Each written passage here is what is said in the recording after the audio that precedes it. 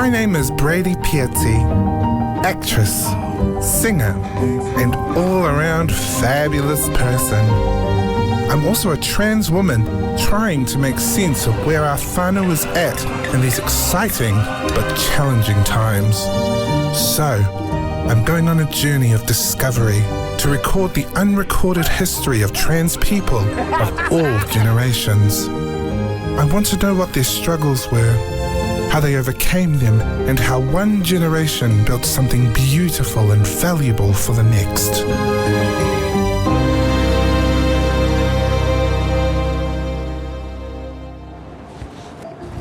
It's estimated there are an equal number of trans men as there are trans women in Aotearoa. But as I know from personal experience, trans women get 95% of the public's attention. So, I think it's time for me to get more insight into the trans male experience. And when I move through the world, like I could walk down the dairy and for the most part, if I drop my voice and square my shoulders and go in and talk to the person behind the counter, they're just going to read me as like an average dude that's walking around my neighbourhood. There's nothing visibly trans about me, even though my sense of self and inside it's trans all over. I'm Ree Munro. I use he and they pronouns, and I'm 34 years old. I'm from the UK. I was born in a little town at the bottom of the UK called Plymouth. I had a really, really beautiful childhood. A lot of time with my parents and my grandparents, their first granddaughter. I started dancing when I was about 4, and I think I danced for sort of 15 years, and we did all sorts of different competitions. We travelled around like the bottom of the UK. My mum was a dancer too, so it was in the blood. And when I was young, like there was no kind of like moment I realised that I was like trans.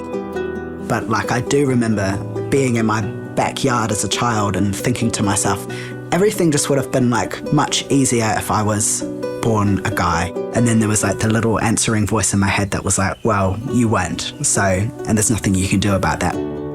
It's always been like that hot flame of masculinity, you know, like I love wearing masculine clothes. I love my like sharp jawline and my beard and short hair and the muscles and you know, like I love all of those things about being masculine. I just love it, you know, like it just makes me feel so good.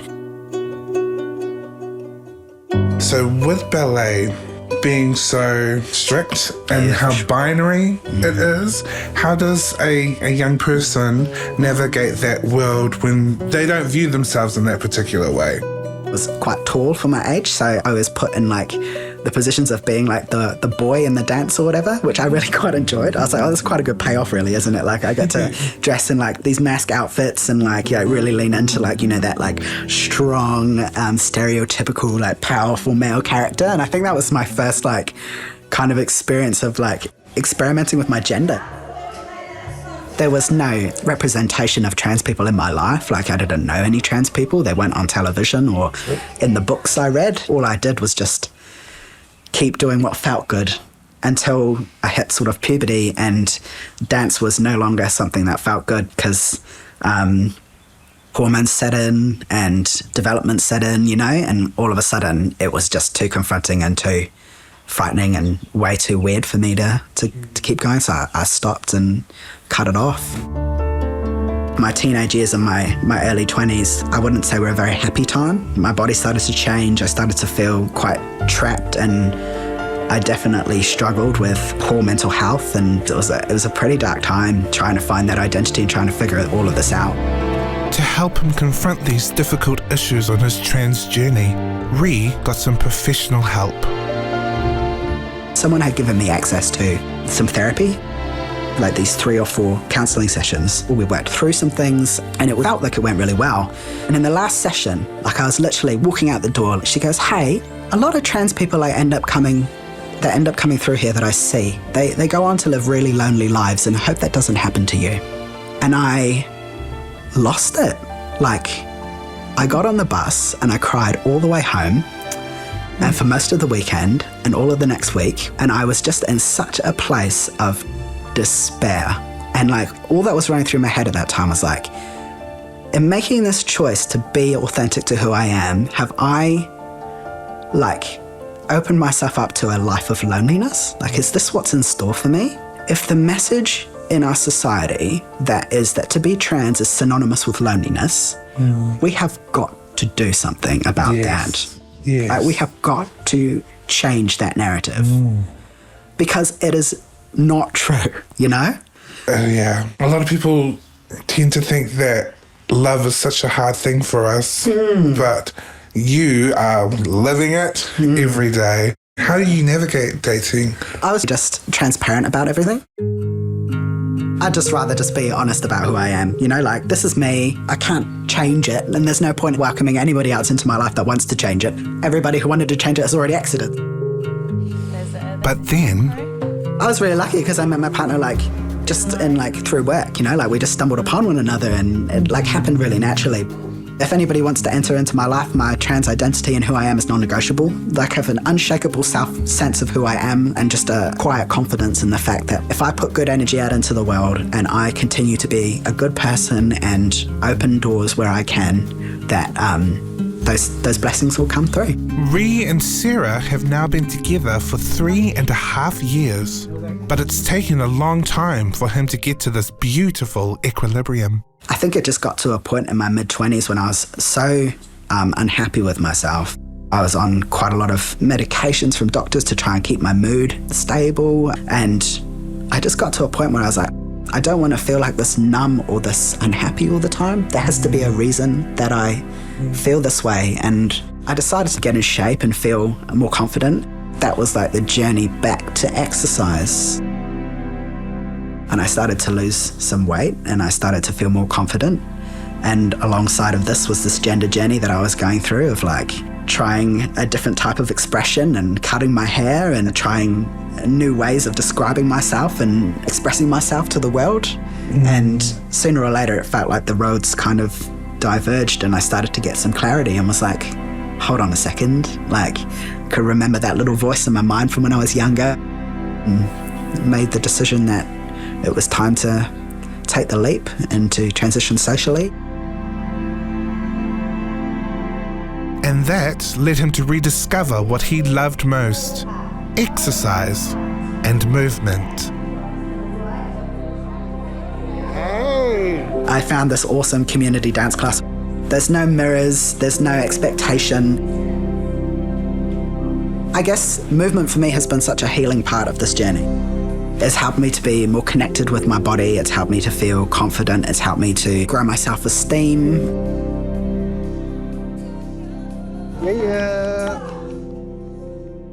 Ree's now using these insights to help others in the trans community. A lot of our rainbow spaces are based around partying and clubbing. And like, if I think about my own history with socializing, we all went to K Road, you know, and quite often it was like a night on the town, you know, and coming home at early hours, like quite wasted. And that's just the norm because so many of our spaces are built around alcohol and drugs. In the beginning, like, I never thought I'd be able to link movement and exercise and healthy lifestyle and to like alcohol and drug mitigation, but the link is just so clear, you know, like we know that if we have those protective factors, if we've got strong supports in our life, able to participate and be within our community, be loved and accepted and welcomed into spaces, that we are more likely to access them, more likely to thrive. So he started the Joyful Movement Project. We worked with a bunch of trans youth of different experiences, and we managed to collate that into a report that tells us a lot. Trans people want to move, and movement is important in their life as much as it is anyone else, but it just comes down to spaces and places in which they can do that are much less. The feelings associated with movement aren't always pleasant when you're exploring who you are and your body, and yeah, it can be confronting and it can be scary, just like it is for the rest of the population, but with those extra barriers, it really kind of increases that fear of judgment and fear of exclusion. I'm just really thankful for all the young people that shared their experiences, and now we can go on and use that information to advocate for change within spaces and facilities, within gyms, within people's personal training. I love that it's the youth that golden information. I always say the youth know a lot more than we will ever know. And they're starting to learn new things, and they're starting to get a lot more acceptance in different places. They're such leaders as well, right? The young people, they're just like, so much fire and passion, like. Exactly. And more than ever, they're finding words and ways to express themselves that were definitely not there when I was young. Ree's not just committed to exercise, he also helps run the LGBTQIA+ Readers and Writers Festival. I'm one of the board members for Same But Different. I really love the kaupapa around encouraging more queer writers and artists to be able to put their art out into the world and take those first steps to get their voice shared and heard. The more of us out there, the more of us creating stories, the more of us creating content, the more books in the library about us, the more spaces that we will see ourselves in. At the end of the day, all I want out of this life is to be happy and to build a life of happiness around me, whatever that looks like, is to have community and to be safe and warm and content.